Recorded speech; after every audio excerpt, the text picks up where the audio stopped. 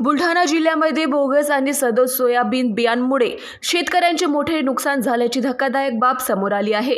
जिल्हाभरातून आतापर्यंत 800हून अधिक तक्रारी कृषी विभागाकडे दाखल झाल्या।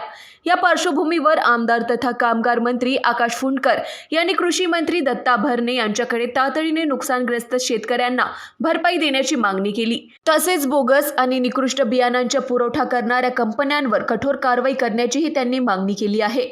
या प्रकरणामुळे जिल्ह्यातील शेतकऱ्यांमध्ये संतापाचे वातावरण असून शासनाने तातडीने निर्णय घेऊन नुकसान भरपाई द्यावी आणि दोषींवर कठोर कारवाई करावी अशी मागणी जोर धरत आहे।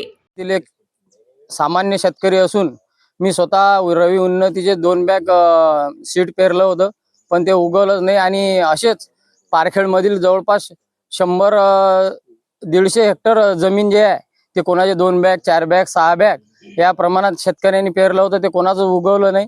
त्यामुळे शेतकऱ्याचं फार मोठं नुकसान झालेलं आहे। पेरणीचा खर्च, खताचा खर्च, अजून दुबार पेरणीचा जो खर्च आहे हा शेतकऱ्यावर फार मोठा पडलेला आहे, बोजा पडलेला आहे। त्यामुळे शासनाला माझी हेच विनंती आहे की शक्य होईल तेवढी मदत या कंपन्याकडून म्हणा किंवा शासनाकडून म्हणा शेतकऱ्यांना मिळण्यात यावी।